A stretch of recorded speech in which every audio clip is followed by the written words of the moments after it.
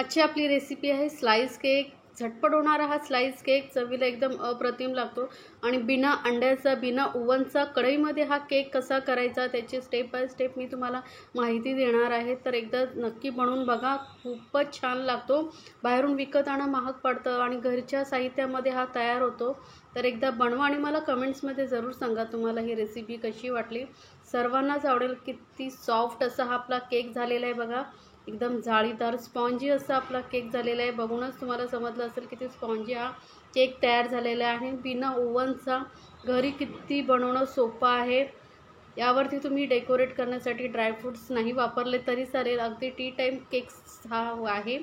तर यासाठी आपण एक बाउलवर ती चाळणी ठेवणार आहोत। त्यानंतर इथे घेणार आहे मी 1 कप मैदा। आता आपल्याला जे आपण ड्राय इन्ग्रेडियंट्स घेणार आहोत ते चाळून घ्यायचे म्हणजे केक आपला फ्लफी होतो। आता 1 कप मैद्याला आपण इथे अर्धा कप पिठी साखर घेतलेली आहे। आता तुम्हाला गोड किती आवडतं त्यानुसार तुम्ही साखरेचं प्रमाण घेऊ शकता। आणि पाव कप एकदम बारीकवाला रवा घ्यायचा। तर बारीक नसेल तर मग मिक्सरमध्ये थोडा फिरून घ्या म्हणजे बारीक होईल।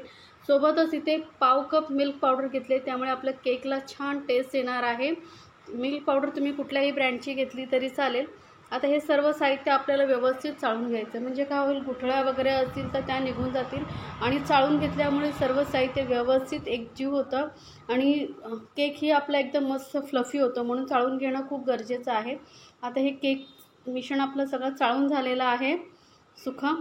तर यामध्ये आता काही साहित्य ॲड करूया। तर इथे मी अर्धा कप दही घेतलेला आहे। रूम टेम्परेचरवरचं दही घ्यायचं, फ्रीजमधलं दही नाही घ्यायचं। सोबतच पाव कप एवढं दूध घेतलेलं आहे। दूध जास्त घालू नका, नाही तर मिश्रण जर पातळ झालं तर मग केक आपला फुलणार नाही, बसला जाईल। त्यामुळे एकदम पातळही आपल्याला हे मिश्रण नको आहे। आता कितपत हवं आहे ते मी तुम्हाला दाखवणार आहे। आता हे सर्व साहित्य आपण इथे व्यवस्थित मिक्स करून घ्यायचं आहे। मस्त असं एकजीव व्यवस्थित झालं पाहिजे। एकदम हलक्या हाताने आपल्याला इथे मिक्स करायचं आहे, जास्त जोरात फेटायचं नाही आहे। फक्त असं कट अँड फोल्ड सारखं आपल्याला इथे मिक्स करत राहायचं आहे। तर सर्व साहित्य व्यवस्थित एकजीव झालं की मग आपला केक छान होतो। आता मी दाखवलेल्या रेसिपी जर तुम्हाला आवडत असतील तर चॅनलला लाईक्स, कमेंट्स आणि सबस्क्राईब करायला विसरू नका। सोबतच बेल आयकॉनवरती क्लिक करा म्हणजे माझ्या नवीन रेसिपीची नोटिफिकेशन लगेचच तुमच्यापर्यंत पोहोचेल। आता सर्व आपलं जे मिश्रण आहे ते व्यवस्थित एकजीव झालेलं आहे, मिक्स झालेलं आहे।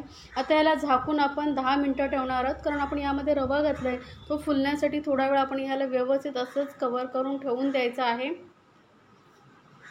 तर 10 मिनटानंतर बघा मिश्रण आपलं मस्त असं फुललं गेलं आहे। रवा जो आतमध्ये आहे तो व्यवस्थित फुलला गेलेला आहे। मिश्रण इतपतच आपल्याला घट्ट हवं, एकदम पातळ नाही करायचं आहे आपल्याला, म्हणून जे मी प्रमाण सांगितलं आहे त्याप्रमाणे तुम्ही बनवलात तर मस्त केक होणार आहे। आता यामध्ये आपण घालणार आहोत पाव कप एवढा रिफाइंड ऑइल। बिना स्मेलचं तेल घालायचं किंवा मग बटर घातलं तरी चालेल आणि परत एकजीव व्यवस्थित करून घ्यायचं आहे आपल्याला। आता तेल घातल्यामुळे काय होतं की आपला जो केक आहे ना एकदम सॉफ्ट मॉइस्ट होतो, म्हणून त्यामध्ये तेल घालायचं आहे किंवा मग बटर तुम्ही वितळून घातलात तरी चालेल। तर आता मिश्रण आपलं परत व्यवस्थित एकजीव करून घेतलेलं आहे बघा, एकदम व्यवस्थित हे असं आपलं बॅटर तयार झालेलं आहे। असं रिबनसारखं पडलं पाहिजे इतपत आपल्याला हे मिश्रण घट्ट ठेवायचं आहे। आता हे मिश्रण आपण साईडला ठेवू आणि वळू गॅसकडे।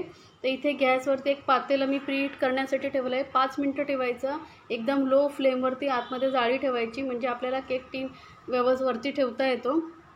आता परत आपण त्या मिश्रण जे घेतलं होतं त्यामध्ये अर्धा चमचा बेकिंग पावडर घालायची आहे आणि पाव चमचा बेकिंग सोडा घालायचा आहे आणि सोबतच यामध्ये फ्लेवरसाठी आपण व्हॅनिला इसेन्स घातलेला आहे अर्धा चमचा। आता व्हॅनिला इसेन्स नसेल तर मग तुम्ही वेलची पावडर घातली तरी चालेल आणि बेकिंग पावडर आणि बेकिंग सोडाला ॲक्टिवेट करण्यासाठी इथे थोडंसं पाणी घालायचं आहे। साधारण अर्धा चमचा एवढा मी पाणी घातलेलं आहे आणि बघा लगेचच तो फ्लफी व्हायला लागलेला आहे केकचं मिश्रण, म्हणून इथे बेकिंग सोडा नक्की वापरायचा आहे म्हणजे काय होतं आपला केक जो आहे छान फुलून येतो। तर परत व्यवस्थित सर्व साहित्य एकजीव करून घ्यायचं आहे, व्यवस्थित मिक्स करायचं आणि ही प्रोसिजर आपल्याला फास्ट करायची असते। बघा किती छान असं आपलं हे केकचं मिश्रण फुललं गेलेलं आहे, कारण आपण यामध्ये बेकिंग सोडा आणि बेकिंग पावडर घातलेले, त्यामुळे जास्त वेळ न काढता आपण आधी सर्व तयारी करून घ्यायची। जसं इथे मी तुम्हाला दाखवते, मी केक टीन तयार करून ठेवलेला आहे।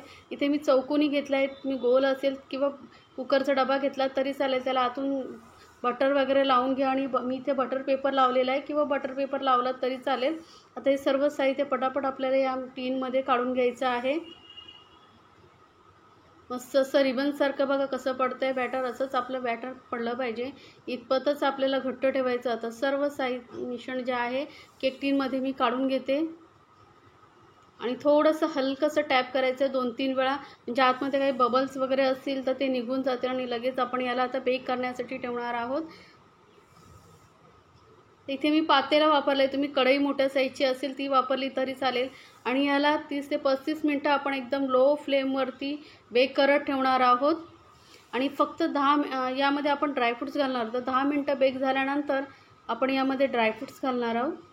तर साधारण 10 मिनटं झाली आहेत बेक करून, तर यावरती मी ना थोडे ड्रायफ्रूट्स घालते. म्हणजे आधी जर ड्रायफ्रूट्स घातले तर काय होतं केकमध्ये ना आतमध्ये जातात निघून. 10 मिनटांनी कसं आपलं हे केकचं मिश्रण व्यवस्थित सेट होतं थोडंसं, आणि मग वरून ड्रायफ्रूट्स घातलेले आतमध्ये जात नाहीत, म्हणून थोडं 10 मिनटानंतरच वरून ड्रायफ्रूट्स घालायचे.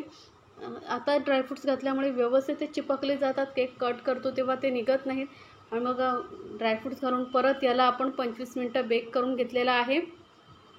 केक आपला मस्त असा बेक झालेला आहे, बघूनच समजत असेल. वरून कलर किती छान आलेला आहे. आता चेक करण्यासाठी एखादी टूथपिक वगैरे घालायची.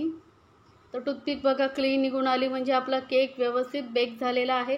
त्याला पूर्णपणे आपण थंड करून घेणार आहोत. गरम ह्याच्यामध्ये कट करायचा नाही, व्यवस्थित रूम टेम्परेचरवर येईपर्यंत आपण याला थंड करून घ्यायचं आहे. तर पातेल्यामध्ये काढून रूम टेम्परेचरवरती याला थंड मी करून घेते. नंतर आपण याचे स्लाइस कट करू.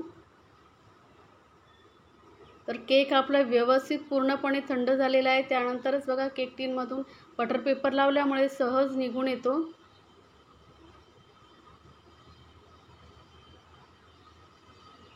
बटर पेपर लावलं की काढायलाही केक एकदम इझी पडतो.